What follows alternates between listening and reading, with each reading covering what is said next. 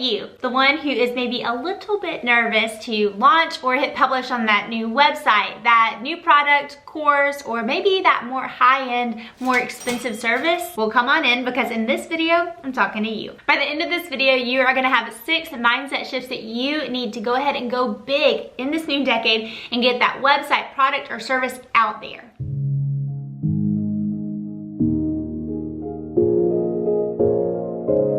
In less than 4 years, I built a business, built a team, and had 2 $500,000 years as a copywriter and a brand strategist. If you think that along the way, I have not freaked the heck out with imposter syndrome, confidence battles, cold feet before a launch, or changes in my service offerings or disappointments, my friend, you're dead wrong. But if I had to do it all over again and put those things out there, I would. So right now, as I'm recording this, we have a customer survey out there for the amazing people like you that allow me to even get to do what I do, for them to chime in and let me know what it is that you need. This is where I get so excited to create the things that you're asking for, things like email funnels and tips, more copywriting tips and website conversion tips for creatives, all the way to business tips like how do you pay yourself as a creative and financials. But from more than 400 responses, do you know what came up time after time? Confidence, perfection, how to quit worrying and just get that thing out. Click like if that has ever held you back from doing anything before. I'm gonna click like on this too. And while you're down there, hit the subscribe button and the bell next to it so you can join the family and be in the know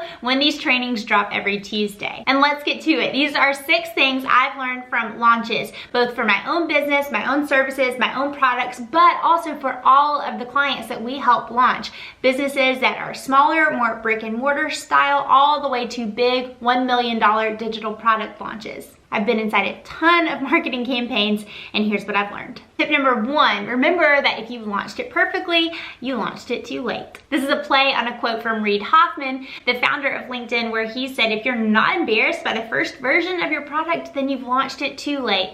A to the men. Guess how many of my current offerings, products, one-on-one services that we have look like they did when I first launched my business or first launched that product or service? Exactly 0%. None. If anything, I've grown to love the process of putting something out there in the world and then working with the people who would actually use it to make it better. I also learned as I work with clients, especially maybe some of the bigger names that are out there, a lot of times when we see them do a big marketing campaign or put something out there in the world, it looks flawless, it looks perfect, right? But remember, you're seeing the 3rd, 4th, maybe even 5th or more iteration of that thing, that idea. Comment below and let me know if you forget that. I know I sure do sometimes. These people have put themselves out there for years, which brings me to this. If there's one constant I've learned in being a creative entrepreneur, it's vulnerability. That is how you build something. You put yourself out there. And if you're gonna constantly worry and hem and haw about what people are gonna think when you put that thing out there, there's kind of not an off season for that as an entrepreneur, right? You're always gonna have to put yourself out there and show up. If you don't believe in what you do, who is? And the MVP, the minimal viable product of that new creative service or product that you have,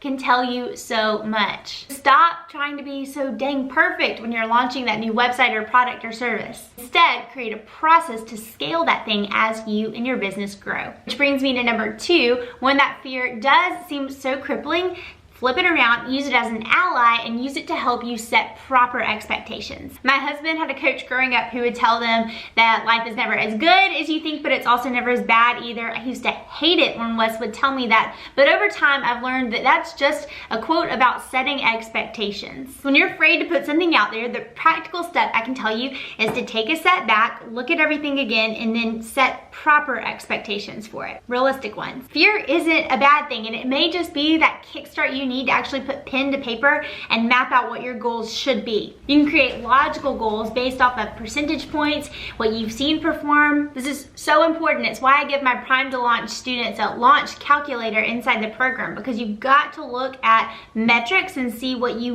could be on tap to do. There's so much that goes into the equation, but it can at least help you set some benchmarks.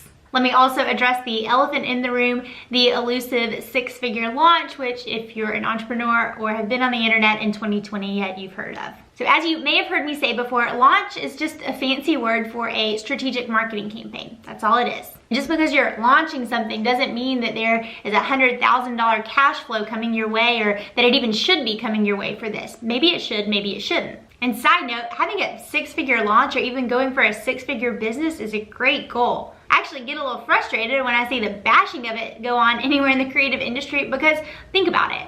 If you have a $100,000 business, you're running pretty lean, so 30% of that's going to your overhead, 30% is going to Uncle Sam's, and that leaves you with a pretty good bit to go to the dealer, you, the CEO. Pretty healthy profit or salary. I want to bring this up too, because depending on what you're launching or putting out there, your goals may be different. They may be directly tied to your revenue, or they may be a few steps back from the actual point of sale in your business. You may be trying to build other things, like build your audience, your email list, your following. We've worked with so many clients and students who are launching specifically a new website. I tell them, set a couple of revenue goals, but that's not always the best time to just think revenue, because this is an incredible opportunity for you to build your brand awareness or grow your email list or do a big giveaway so you can bring attention to the fact that you even have a website.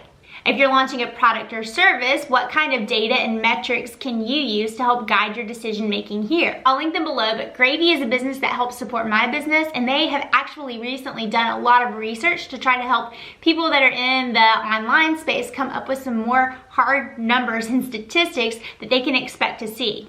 My recommendation, this is why I believe in coaches, I believe in mentors, because time and time again, I go back to someone I trust who's been there before, and I ask them if they can help look at what I'm thinking I want to do and tell me if that is a reasonable metric or expectation of what will happen with this launch. I hope that this encourages you and maybe takes a little bit of the pressure off of whatever it was that you were putting out there. In fact, go ahead and comment below and let me know, is there something that you're dreaming of putting out there in 2020? I would love to cheer you on as you get it out there. Number 3, visioning. This past year, I was doing a podcast interview and the host asked me if I was afraid or had a fear of failure before I started my business. The truth? No, because I had just been through hell and back. Starting a business honestly seemed easier. To me, the worst thing had happened. I stepped away from my job in public relations in Atlanta to go into partial hospitalization for an eating disorder, anxiety, and depression. My marriage had been on the rocks. My dignity was long gone. Recovering from all those mental health issues and starting a business, failure couldn't be as bad as that was. Visioning was an exercise that we did a lot through recovery, and I tend to do it a lot now too. Whenever I think that, oh my gosh, something bad is gonna happen if I put this out there, I then go through and think through, okay, maybe that worst thing does happen, then what? What if the next bad thing happens? And they just domino effect and the absolute worst thing imaginable happens, then what? Odds of that thing happening are not that big. And then I also do the flip side of it and imagine what would happen if I put that thing out there and it flourishes. What kind of impact could happen there? What could God do through me, my actions, my obedience? What group of people, no matter how small, even if it's one person, could be impacted?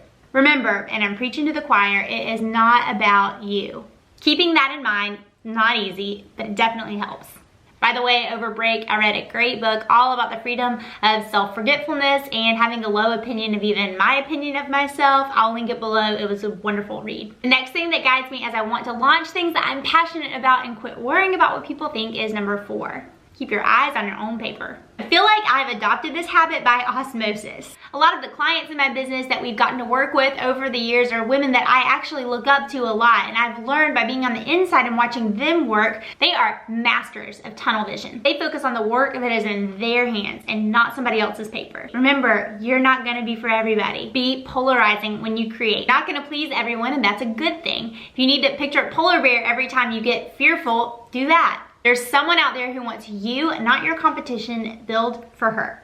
Some practical tips. If you're stepping into a pre-launch phase or you're building something, one thing that helps me is setting up a folder, and all the newsletters go to that folder. I may go in there and search for something that I'm looking for, someone that I want to hear from, but at least they don't distract me. They go over in their own place. I also mute a lot on Instagram. I want to build from a place of deep creativity, and I don't want to get distracted or sidetracked by something else someone is doing. This goes to say, always do some testing before you launch anything, okay? And if you've done the testing and the market is there, then go. I saw this hilarious tweet recently, or at least I thought it was funny. People are always gonna say, oh, XYZ is dead. XYZ is never gonna work for anybody anymore. But you look at the numbers and the data that you see and that is resonating with your audience. Build from that. Data doesn't lie, but feelings do. Tip number 5, lean on past affirmations.